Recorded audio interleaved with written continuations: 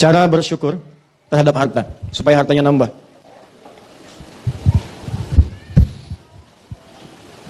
Itu saya tinggal 10 menit lagi. 1 Quran surah ke-9 ayat 103. Tahan. Sebaik-baik. Khudh min amwalihim sadaqah.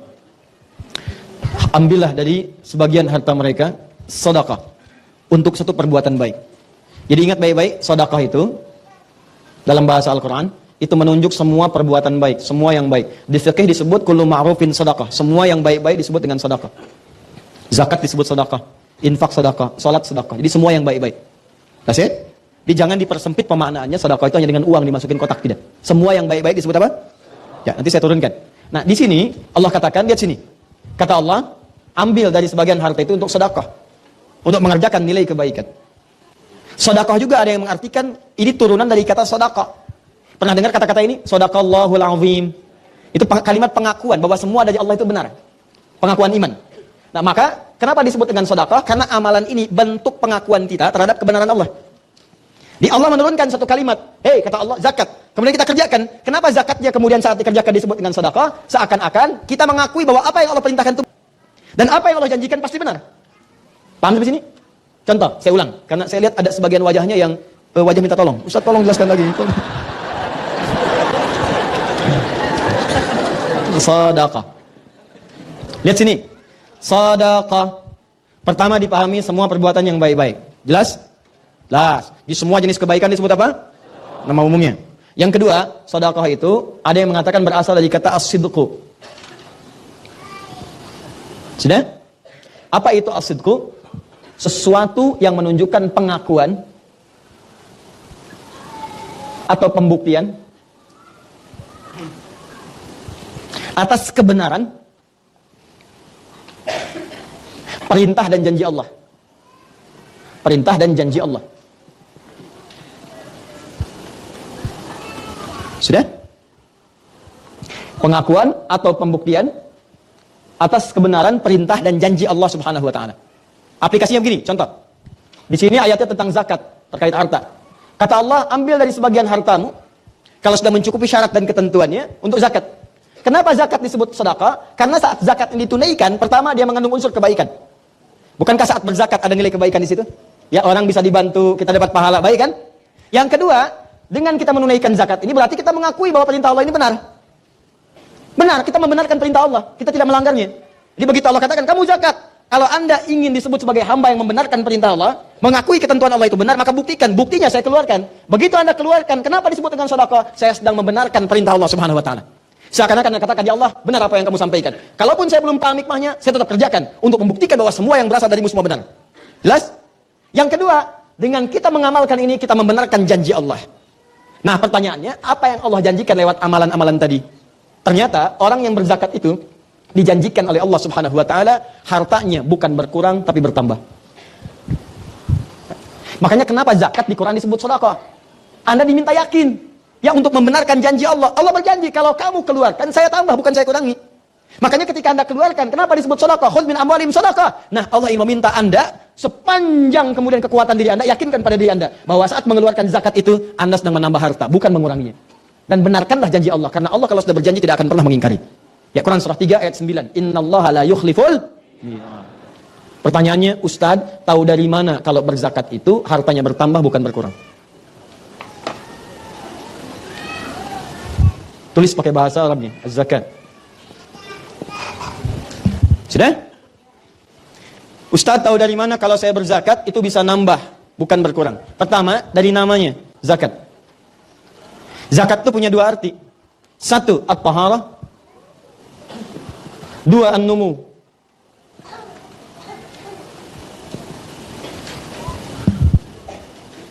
Sudah? At-taharah artinya sesuatu yang suci dari dalam dan bersih di luar. Jadi ada yang bersih luarnya saja, cuma dalamnya kotor, nggak suci. Misal, maaf sekali. Kita berikan contoh hewan. Hewan yang haram itu apa contohnya? Kalau hewan yang antum sebutkan tadi, misal dia dibersihkan tuh, ya, dibersihkan, dicuci, dimandiin, disisirin, kan? Misal, ya, maaf, bersih nggak? Bersih, suci nggak? Tidak. Maka bahasa Arabnya al-khinziru nadhifun walakinnahu ghairu tahir. Ya, khinzir babi itu nadhifun bersih luarnya cuma tetap haram. Enggak suci. Sama dengan manusia misalnya, pakai dasi, pakai jas, bersih, rapi. Cuman maaf hatinya kotor, pencuri. Ya, pakai dasi, pakai jas, datang ke masjid. Orang takbir pertama dia mundur, tas orang diambil. Ya, jadi penampilan itu hanya untuk menyesuaikan dengan tas isi laptop yang diambil. Paham? Baik sama, datang ke kantor untuk korupsi, datang ke kantor untuk menipu, pakaiannya bagus. Nah, itu disebut dengan orang yang bersih tapi tidak suci. Bersih bahasa Arabnya nadhifun. Tapi kalau sudah suci dalamnya, bersih luarnya disebut dengan tahirun. Sifatnya disebut dengan taharah. Kata Allah, kenapa zakat disebut dengan zakat? Wa aqimus shalah wa atuz zakat. Zakat. Kenapa disebut zakat? Karena fungsi zakat yang pertama membersihkan kotoran di hati kita sehingga tidak terlampau loba dengan urusan harta. Enggak diperbudak harta. Jadi kalau Anda tidak ingin diperbudak oleh harta, capek mikirin harta benda. Ngitung lagi, padahal yang ada pun belum dipakai. Ya kata Nabi, orang yang bisa makan di hari itu udah orang kaya. Kalau punya jatah buat besok udah kaya banget. Ini Anda ini harta itu cukup untuk 2 tahun ke depan, masih dihitung juga. Padahal hidup aja belum nyampe setahun. Kebayang nggak? Nah, jadi ada orang yang diperbudak dengan harta, ngitung. Dan yang paling bahaya adalah ketika dia sudah pelit dengan dirinya sendiri. Hartanya banyak, tapi nggak kepakai dengan diri sendiri. Sakitnya sudah parah, sudahlah obat generik aja. Wah, berobat nggak mau, itu nggak mau, tersiksa dirinya. Yang ngeliatin datang ke kebun cabai, cuma metik, hartanya ribuan triliun. Ya, meninggal di kebun. Paham? Dan banyak orang yang tidak menikmati itu. Ada orang diperbudak harta tapi tidak ada keberkahan di dalamnya.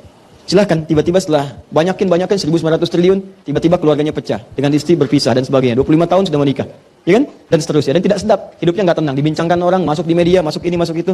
Apa harapannya? Tidak ada. Nih, orang-orang yang berzakat itu oleh Allah dijaga dari sikap yang berlebihan terhadap harta. Diseakan-akan harta itu hanya dibuat oleh Allah mencukupi semua kebutuhannya. Jadi pas. Dan orangnya juga tenang, bukan kurang. Jadi dibuat pas dia pengen ada, pas butuh ini ada, pas mau berangkat kendaraan ada, pas mau makan makanan ada. Cuma tenang, pas mau dibagi pun tenang, keluar. Jadi dia merasa harta ini bukan sesuatu yang penting dalam hidup. Dalam arti harus tergantung kepada harta, tidak. Tapi dibuat harta mengikuti irama hidupnya. Jelas? Nah, yang paling dahsyat adalah, lihat baik-baik investasinya. Kata Allah, zakat ini saat dikeluarkan bukan sekedar membuat kita loba, menghindari sifat loba terhadap harta dan menepis racun ketergantungan kepada harta. Tapi yang kedua, ini yang paling dahsyat. Ternyata itu mengembangkan harta dengan bahasa yang indah. An-numu. Numu itu jumlahnya banyak tapi manfaatnya seimbang. Kan ada yang jumlahnya banyak tapi manfaatnya nggak ada. Nambah tapi nggak kepake. Ini tidak. Begitu nambah, kepake. Nambah ada manfaat. Kalau bukan untuk dia, untuk anaknya. Kalau bukan untuk anaknya, untuk cucunya. Kalau bukan untuk cucunya, saudaranya. Kalau bukan untuk saudaranya, tetangganya. Jadi ketika Allah tambahkan, selalu ada manfaat di dalamnya. Pernah dengar kita kisah Utsman bin Affan radhiyallahu taala anhu? Coba antum cek. Beliau itu hampir setiap hari asetnya nambah. Tapi kebahagiaannya itu selalu ketika beliau bisa mengeluarkan bagian dari zakatnya, bisa sholat malam tahajud sampai dengan khatam Al-Quran, dan biasa membaca Al-Quran. Yang paling dahsyat, setiap nambah aset selalu ada manfaatnya. Asetnya nambah, orang Yahudi menguasai sumur. Kata Utsman, saya beli aja. Begitu dibeli, bukan cuma jadi aset tapi jadi manfaat. Semua yang haus tinggal ngambil, nggak usah bayar lagi. Kebunnya diambil lagi oleh Utsman. Saya beli lagi kebunnya. Semua yang pengen kurma, ngambil aja sekarang. Ambil, gak usah bayar. Yang lapar ambil, yang haus tinggal minum. Miliknya tetap milik Utsman. Dan ini kan terus bergerak kan nilainya. Setiap masa berganti, ini nilainya terus bergerak. Sampai sekarang asetnya masih ada. Dijadikan apa? Disiapkan untuk penginapan. Semua hasilnya disimpan di Bank Saudi. Disedekahkan atas nama Utsman bin Affan radhiyallahu ta'ala anhu. Sampai sekarang. Orangnya sudah nggak ada 15 abad, tapi asetnya masih ada. Dan manfaatnya terasa. Dari mana ini semua? Ini salah satunya. Kebiasaan Utsman untuk berzakat. Setiap orang yang berzakat, maka harta yang dikeluarkan itu dilipat gandakan paling minimal 10 kali lipat dari sebelumnya. Paling minimal 10 kali. Ini lihat sini, fokus ya. Rumusnya Quran surah 6 ayat 160. Saya ulang, rumusnya Quran surah 6 ayat 160. Sebentar, ini waktu saya sudah habis. Boleh nggak saya minta 5 menit lagi aja? Alhamdulillah. Ya nggak apa-apa, nggak apa-apa. Kalau Anda pengen sampai dulu silahkan. Saya jam 10 kurang seperempat pulang. Ya. Lihat sini. Tahan. Kecuali kalau ada perubahan. Fokus. Setiap yang mengerjakan kebaikan sudah dilakukan karena Allah, maka perbuatan itu berubah jadi amal soleh. Ya, semua perbuatan namanya amal. Dikerjakan karena Allah, karena dorongan iman kita disebut dengan amal soleh. Paham? Misal, saya mau minum nih. Bukan sekedar minum itu perbuatan. Saya niatkan karena Allah, saya sebut namanya Bismillahirrahmanirrahim. Paling minimal Bismillah. Ya kalau mau lebih jelas saya contohkan, misal Bismillah. Alhamdulillah. Jelas? Nah, saya tutup lagi. Nah, ketika saya ucapkan Bismillahirrahmanirrahim, lakukan karena Allah, maka perbuatan ini langsung berubah namanya menjadi amal soleh. Nah, saat jadi amal soleh ini, dia punya nilai. Nilainya disebut dengan hasanah namanya. Jelas? Hasanah. Hasanah ini kalau sudah punya nilai, maka oleh Allah kemudian, dia punya poin. Poinnya 10. Setiap hasanah punya 10 poinnya. Rumusnya di mana usah diketahuinya? Di Quran surah ke-6 ayat 160. Man jaa'a bil hasanati falahu asyru amthaliha. Siapa yang mengerjakan satu kebaikan punya nilai hasanah, maka dia dapat poin 10 kebaikan. 10 kali lipat dari sebelumnya. Ya asyru amthaliha itu, asyru amthal itu 10 kali lipat, 10 kali dari yang semisalnya. Nah sekarang, ada orang mengerjakan kebaikan. Dia keluarkan dari sebagian hartanya untuk zakat. Zakat, maka zakat jadi amal soleh. Jelas ya? Ketika zakat jadi amal soleh, maka dia punya nilai namanya hasanah. Ketika dia jadi hasanah, maka Allah berjanji setiap perbuatan hasanah dilipat gandakan 10 kebaikan. Ingat, semua yang jadi hasanah dilipat gandakan. Kalau Anda sholat, Anda jadi hasanah. Baik ya, sholat jadi hasanah, sedekah jadi hasanah, zakat jadi hasanah. Punya nilai minimal 10. Ustaz tahu dari mana kalau sholat jadi hasanah? Buka Quran surah 11, ayat 114. Kata Allah, aqimis sholata tarafain nahar, wa zulafan minal lail, innal hasanati yudhibnas sayyi'at. Sholat menghasilkan hasanah, zakat menghasilkan hasanah. Di ketika Anda keluarkan zakat sekali, poinnya 10. Apa itu poin 10 yang dimaksudkan? Bukan cuma poin pahala akhirat, tapi melipat gandakan 10 kali lipat dari apa yang dikeluarkan. Misal, Anda zakatnya 5 juta. 5 juta. Maka ini, punya poin di sisi Allah, kalikan 10 kali lipat, jadi poin pahala akhirat. Bonusnya, di dunia dikembalikan lagi oleh Allah 10 kali lipat dari apa yang dikeluarkan. Kalau Anda keluarkan 5 juta, berarti Anda dapat berapa? 50 juta. Ini yang kembali kepada Anda. Jadi sebetulnya kalau orang paham tentang konsep zakat, dia nggak akan pernah menunda. Yang ada, dia bercita-cita untuk berzakat. Karena zakat itu lebih daripada sekedar nabung dan kontan. Jadi begitu Anda keluarkan 5 juta, balik 50 juta. Jadi kalau orang paham, kalau berzakat itu mengembalikan harta 10 kali lipat, misalnya paling minimal, demi Allah saya katakan, nggak akan ada orang nunda zakat. Dan nggak akan pernah orang salah menyimpulkan kalau zakat itu kehilangan harta. Tidak. Kata Allah bukan hilang, malah nambah. Anda keluarkan, saya tambah. Selesai. Dan ini bentuk syukur. Begitu Anda syukur, ditambah. Kan tadi ayatnya. La in syakartum la azidannakum. Syukur anggota tubuh gunakan pada yang baik. Syukurnya harta pakai sesuai ketentuan Allah. Apa diantaranya? Kata Allah zakat, zakat. Begitu Anda zakat ditambah la azidannakum. Berapa nambahnya? Paling minimal 10 kali lipat. Jadi kalau Anda keluar 5 juta, balik berapa? 50 juta. Tapi cara memahaminya, awas, mesti baik. Bukan berarti langsung diterima kontan 50 juta. Ada yang bentuknya begitu. Balik 50 juta. Lewat apa? Lewat proyek, tiba-tiba dapat proyek 50 juta nilainya. Nggak percaya silahkanlah. Anda keluarkan aja 5 juta misalnya, atau 500 ribu, atau 5.000 rupiah. Nanti Anda akan lihat, Anda akan mendapatkan sesuatu nilainya 10 kali lipat daripada itu. Tiba-tiba pulang dari sini keluar, terus pilih-pilih misalnya baju, pakaian di luar. Udah aja, nggak usah beli, saya aja yang ngasih. Itu nilainya 50 ribu. Padahal Anda masukin kotak infak cuma 5 ribu. Ya, atau Anda keluarkan zakat itu cuma 5 ribu. Begitu keluar dapat 50 ribu. Ada yang traktir makanan, ada yang dijaga oleh Allah supaya nggak sakit. Yang kalau dia sakit biayanya bisa 50 juta. Ada. Tapi yang harus Anda yakini adalah, begitu Anda keluarkan zakat, Anda mendapatkan investasi 10 kali lipat dari sebelumnya. Ini harus Anda pahami. Ya, ada real langsung diberikan. Kalau itu memang Anda butuhkan, bentuknya langsung, berupa harta Anda terima. Ada lagi yang kedua, bentuknya aktiva. Ya Anda simpan untuk memberikan kemaslahatan bagi Anda. Nilainya 10 kali lipat dari yang tadi. Ya, tidak sehat, tidak terkena utang, proyeknya lancar, ya, tidak terganggu macam-macam, nilainya 10 kali lipat dari yang tadi. Kalau mau iseng-iseng, silakan aja. Keluarkan oleh Anda, begitu Anda zakat, Anda lihat-lihat. Setelah zakat, perhatikan langkah hidup Anda. Anda akan temukan, Anda akan mendapatkan sesuatu yang kalau Anda hitung paling minimal 10 kali lipat dari sebelumnya. Gak percaya silakan. Ya, cuman gak ada kerjaan aja. Gak ada kerjaan, capek dan pasti terbukti.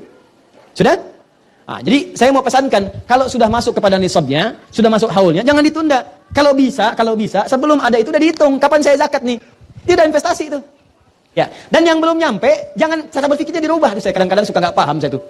Jadi gini, orang menganggapnya zakat itu untuk orang yang kaya dan untuk orang yang sudah nyampe nisab. Orang yang nyampe nisab keluar zakat, orang yang nyampe haul keluar zakat. Hei, ajakan Quran itu bukan begitu. Ajakan Quran itu mengajak kita semua untuk bisa zakat. Di zakat itu jadikan bagian dari visi kehidupan kita. Saya selama hidup pasti bisa zakat, walaupun cuma nilainya 1.000, 2.000, pasti bisa. Itu caranya. Jadi bukan Anda pahami, oh berarti yang sudah nisab saja yang zakat. Tidak. Cara berpikirnya adalah, kalau Allah katakan zakat, wa'atu zakat, saya mesti zakat. Selama hidup saya mesti zakat. Maka Anda mulai berdoa kepada Allah, ya Allah, saya mohon ya Rabb, saya selama ini sudah sholat, saya selama ini sudah puasa, cuman jangan sampai Engkau wafatkan saya Allah sesuai ajalnya, saya belum sempat zakat, bimbing saya untuk bisa zakat ya Allah, bimbing saya. Walaupun cuma 25 juta ya Allah zakatnya selama hidup. Masya Allah. Zakat 25 juta, 2,5%. Berarti mintanya berapa? 1 miliar. Paham ya?